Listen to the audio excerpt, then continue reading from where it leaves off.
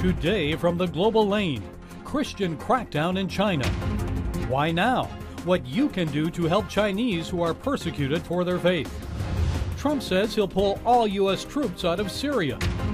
We'll take a look at how that decision may affect America's Kurdish allies. Pastor Joel Osteen's brother Paul left a thriving medical practice to return to the family ministry. See how he's making a difference in some remote parts of the world. And I'll drive it home on China. No trade deal without religious freedom. And it's all right here, right now, from the Global Lane. Before it collapsed, Ronald Reagan referred to the former Soviet Union as the evil empire. Today, it may be China. Vice President Mike Pence recently made headlines when he criticized the persecution of Christians by China's avowedly atheist Communist Party. As President Trump tries to negotiate a trade deal with China, Christians there are facing arrests, Bible burnings, crosses torn down from churches, and church demolitions. Here with more is Patrick Klein. He heads up the mission group Vision Beyond Borders. He's been traveling to China for more than 3 decades. He's now banned from entering the country. Patrick, it's good to see you again. So tell me, why can't you get into China? Actually, I was stopped last year in November carrying 22 pastor study Bibles in, and actually was watched by, at one point, 8 military police as though I was some big-name criminal just for bringing Bibles to the underground church. And that wasn't the first time. I remember back during the Olympics, they stopped you from bringing in about 300 study Bibles? Right, correct. And they banned me from China at that time as well. So do you think you'll ever get back in? You know, with this President Xi, I don't think there's another chance of it unless God really changes his heart or brings in a new government. What reason did they give when they said you can't come in? Well, they actually confiscated the Bibles. They'd asked me why I was bringing Bibles, and I said I'd met a pastor many years ago who asked me to bring Bibles. They were desperate for the Word of God, and they wanted to know what his name was and where he lived, and I said his name was Alan. He was actually living in heaven with Jesus. He had already died. And then they told me that they said, have you brought many Bibles over the years? I said, yes. And then they said that they were going to confiscate the Bibles and kick me out of China because the paper quality was not good enough for the communist government. Oh, the paper quality isn't good. It wasn't the words that were on that paper, huh? Yeah. No, it was the paper quality. So Christians, Patrick, have said this is the worst government crackdown against them since Mao's Cultural Revolution. And I know you talk regularly to key Christian leaders there. So tell us the latest. What's happening? What are they telling you? Well, back in November, they said that any meeting with more than 10 believers was illegal. You had to have less than 10 believers coming together. Now they're saying in the major cities, 2 or 3 believers even gathering together to pray or worship is illegal. So, you know, hundreds of pastors have disappeared. It's the worst since the Cultural Revolution, or even worse since then. And they're just President Xi is trying to wipe out Christianity altogether. We've heard even kids are being told they have to renounce their faith in Jesus Christ to be able to continue in school. They have to say that their parents brainwashed them.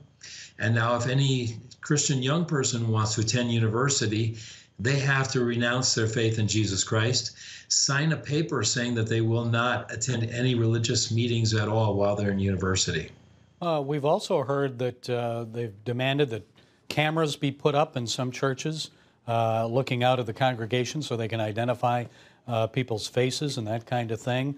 And if the pastor doesn't agree to it, they shut the church down. What else are you hearing? What else are they doing?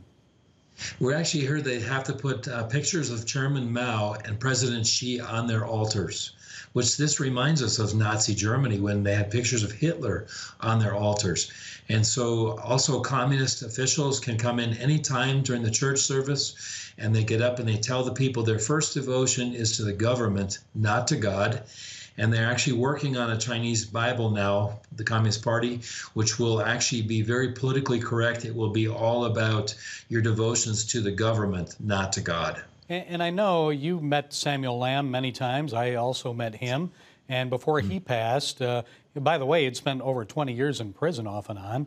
I know that he said that they said he couldn't preach the book of Daniel or Revelation. What do you know about that? Well, they don't want people to know about the end times. They don't want people to know that America's involvement in getting the gospel out. And they're trying to say that it's a Western religion. And we're hearing there's even persecution, actually saying that America's bad, that America's the worst enemy. But they're telling people they cannot teach on the book of Daniel or Revelation. And actually, Pastor Samuel Lamb's church was closed down a couple weeks ago. They actually videoed the people there, even when the children's church, the Sunday school classes, and videoed the kids and told them that they were not allowed to come back to the church ever again. Yeah, they want them to be good communists, I guess. So I understand that Pastor Yi and at least 100 members of the Early Rain Covenant Church were arrested back in December. What are you hearing about that? How are they? How's the church doing? I haven't heard anything on that one, but I've heard about bigger church meetings that are completely closed down, and that even the government church meetings are being closed down, and even pastors from the government church are being arrested as well. So that's the Three Self-Patriotic Church. Yes. The government one. So even they're having difficulties.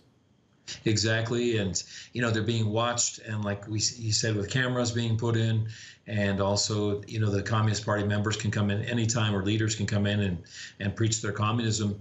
And we're hearing that even pastors are talking about leaving from the underground church, are talking about leaving China because they're worried about their kids being raised as atheists and Communist Party members. And it's a really sad time for the church inside China right now.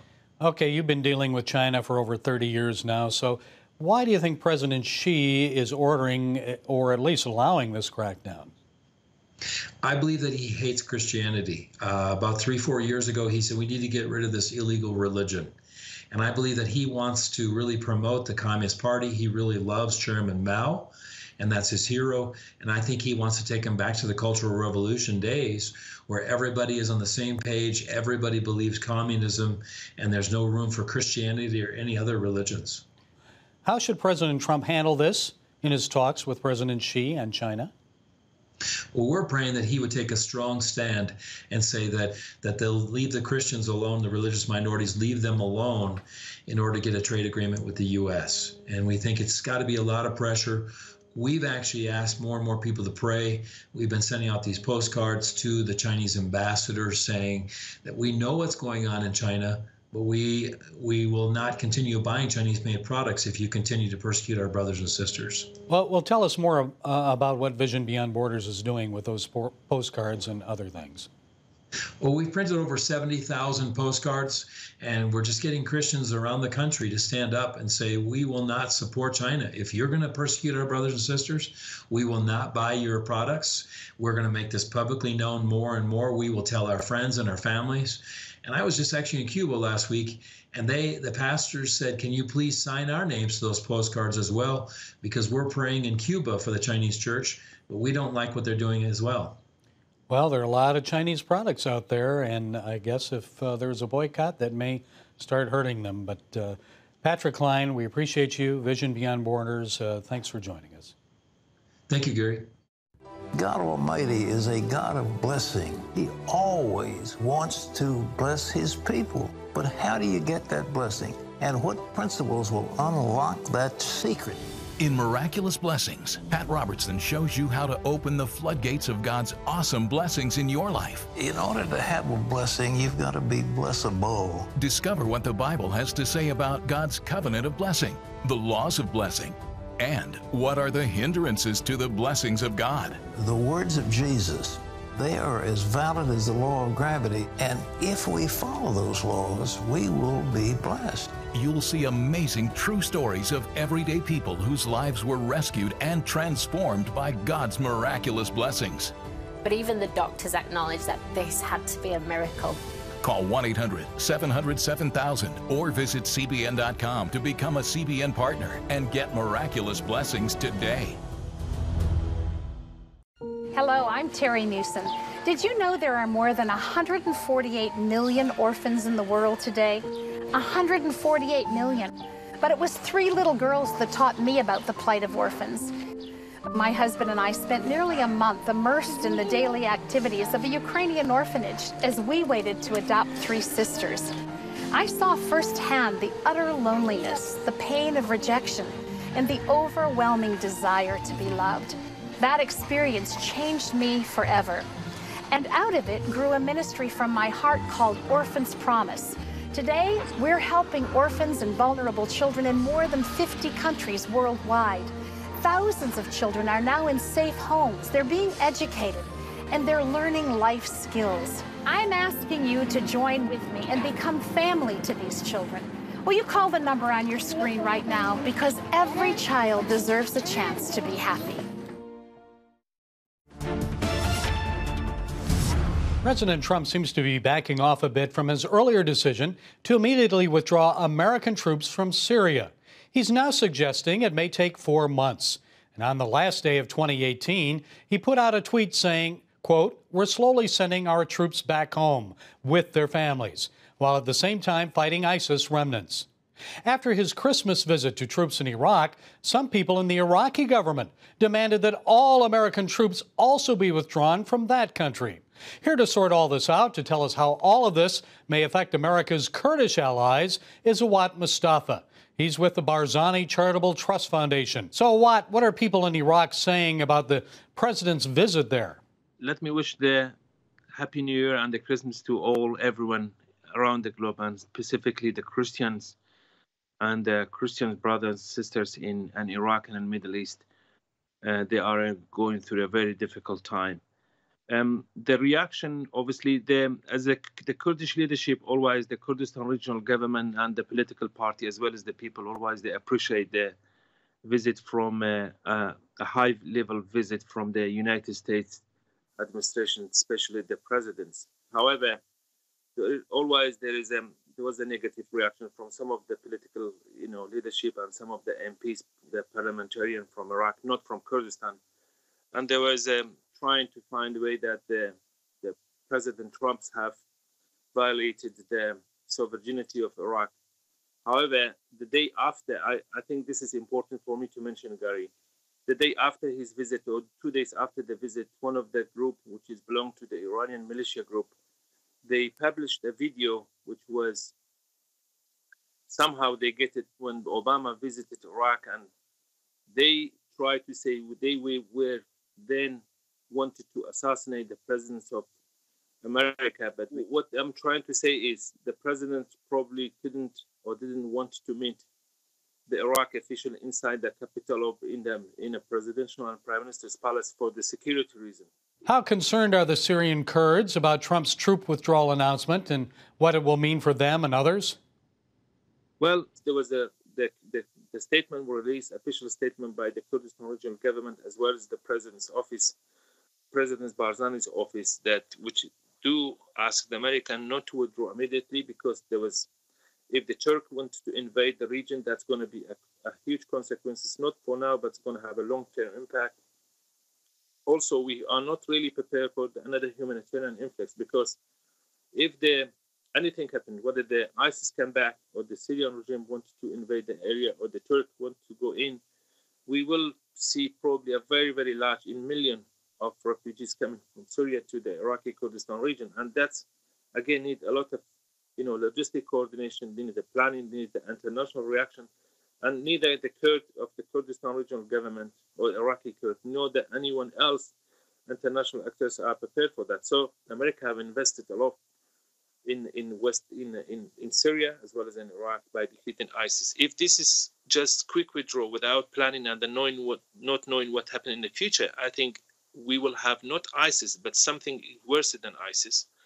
And then the geopolitical rivalry between Iran and Turkey, with the help of Russia, obviously, probably it's either going to empower the Assad regime, or it's going to be Iran who is going to really benefit. That's also put a lot of security risk for the Israel as well. It's the Jewish nation in the region and other minorities. Not forget, there is a very small proportion of Christians who are still want to live in Middle East, mainly in Syria and Iraq, as well as some Yazidis who they are not Muslims.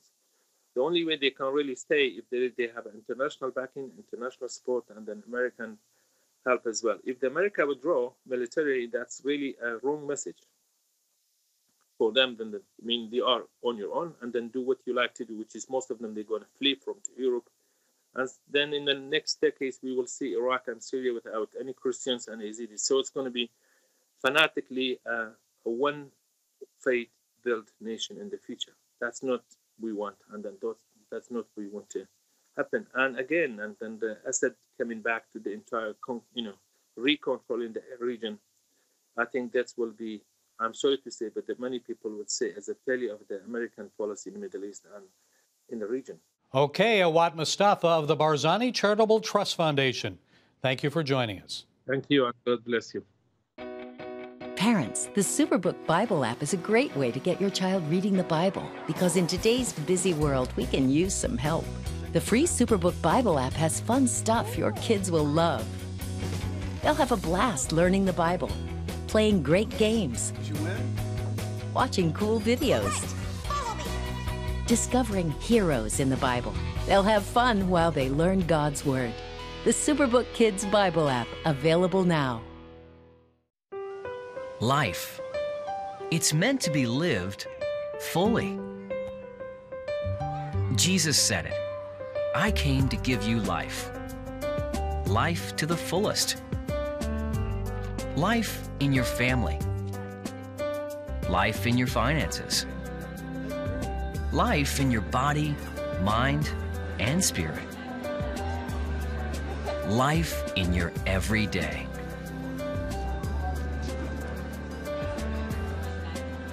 At CBN.com, we're taking what Jesus said seriously.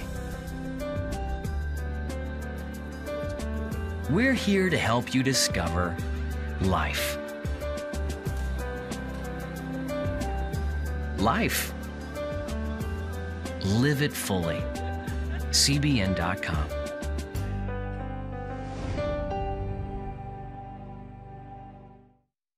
We had 4 jobs that didn't go right, but we didn't waver in our faith. That's when God put on my heart that we needed to do the well.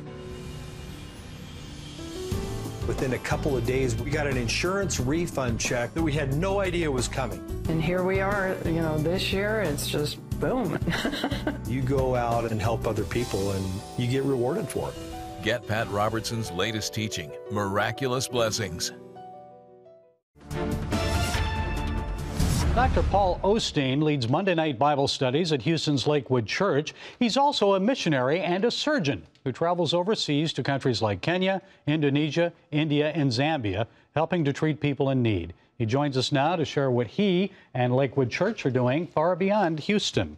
Welcome. Thank you. Good to be here. So I understand that you were a successful surgeon in Little Rock, Arkansas for many years. That's right. Then you decided to go back to Texas. Why? Well, that is a great question, and it's a long story, but I'll give you the short version. For a couple of years into my practice, just before 1999, I felt like I wasn't satisfied anymore. And I love surgery. I love doing surgery. I love my partners. I love my church in Little Rock. I love the people I took care of. After, I thought maybe I was burned out. Maybe I was having a midlife crisis. I didn't know. But then, Gary, it became obvious that this was a spiritual thing. And God was kind of pulling the down out of the nest and getting me ready for something else. And so my dad taught us one thing growing up. He said, keep doing the last thing God called you to do until he clearly tells you the next thing to do. So I almost went in missions at that point in time, but I didn't. I didn't feel a clear call to that. And probably the last place I would want to go back to was Houston, because it's hot and I love Little Rock. There's change of season. But my dad passed away, and driving home from his memorial service, US 59 at the Cleveland exit, I can tell you where it happened. 3 sentences came to my heart and my spirit. Give up your practice, move to Houston, and help. And Gary, it makes no sense to this analytical, logical mind of mine, but it made perfect sense to my heart. God had been getting me ready for that moment for 2 years, and when it came, I knew clearly, that was the voice of Jesus. Jesus told us, my sheep know my voice, and it was clearly his voice, and the rest is history. And what a legacy your father left you. I visited the Evangelism Training Center in New Delhi, India, and they train those missionaries. They go out and, many of them don't come back. That's right. So what's the calling on your life now at this point in time? Well, yeah, my dad raised us with 3 goals for the church, and they've just stuck with me. Worship God, teach the Word and evangelize the world. And that's why we have the big globe up in our church. And, you know, Daddy took me to a mission trip with him to South Africa, the only time he'd ever been to Africa, I think. And there, when we refueled somewhere in the middle of the continent, I felt as a 12-year-old that I was going to be back there one day. And sure enough, you know, now I go back for the last 12 years, spend 4 to 5 months a year in sub-Saharan Africa, and my focus is to relieve missionary surgeons so that they can have a break and go back to their families or take a furlough and get a break. And I know as pastors, they need breaks. Well, so do the missionary surgeons. And so what people don't realize, Gary, is that most of the good care in remote parts of sub-Saharan Africa still takes place in Christian mission hospitals. They're still vibrant. They're still making a difference for the kingdom. They're still getting people saved and you know, caring for sick people and seeing people healed. It's lonely too, isn't it, for them? It's very lonely. And so it's just great to be able to mobilize people to go help and go myself to do the same. I know many missionary doctors, yes. Sure, they see their role as helping to treat people medically. Yeah. But beyond that, it's not just the physical, is it? No, not at all. Are you more concerned with the spiritual or the physical? How does that work? Yeah, that's a great question. And the easy answer, the only reason I'm there is because I believe in Jesus and believe what he said, go into all the world and you know, preach the gospel, heal the sick. And so I'm there because of that mandate. But you know, Gary, when you're sick, I'm telling you, the most important thing you need at that point in time is somebody to care for your body so that you'll be receptive to the things of God. And, you know, and then taking care of children, and, you know, that's just a very, very compelling thing to see sick children. Do you have any stories to share? Oh, man, I'm sure you have many, but... Let me tell you one that comes to mind is several years ago, I was working at Tenwek Mission Hospital in Western Kenya, and this young man came in, he was 14, and I saw him late on rounds one day, and he was about my height, maybe a little bit shorter than I am. At 14, he weighed 50 pounds. And honestly, he looked like somebody just near death. Malnourished. Oh, my word. Yeah. He was like a skeleton with skin on. And so I began to get his story, and his story was that he hadn't been able to eat in 2 years. Everything he ate, he vomited. And he had survived for 2 years. He came from a rough background. His dad was alcoholic, and nobody served the Lord. They weren't plugged into any church. So anyway, we couldn't figure out what was wrong with him. There's not a lot of diagnostic tools over there. We have an ultrasound, a plain x-ray, but that didn't show anything. Eventually, it just got to the point where he's going to die without an operation. I knew the problem was in his belly. Gary, a 20-minute operation, a single bit of scar tissue had blocked his intestines. And a 20-minute operation, simple operation, and he was cured. And I went back to see him. Not only did he survive, but I went back to see him. Well, actually, before he left the hospital, he and his mom gave their lives to the Lord. I went back to see him a year later. He weighed more than I did. He was healthy. He was still involved in the church. And get this, his alcoholic father had come to Jesus and was being discipled at a local church. So that's the beauty of treating somebody's body. You also help them to know Jesus. And I would say this to healthcare providers out there. If you're burned out, and the system here is very difficult sometimes, and compassion fatigue and burnout amongst physicians is real, take a mission trip. Get back to why you do what you do. You do it because you care for people and you want to see them well. God didn't call us to be miserable, but he also didn't call us to be comfortable. And you know what? We can't be comfortable when there's a world out there that's in need, not number one, of knowing about Jesus, and number two, that's hurting and suffering like it is. Dr. Paul Osteen. It's a pleasure. Thank you so much, Gary. Thank you. When you give, smiles grow bigger.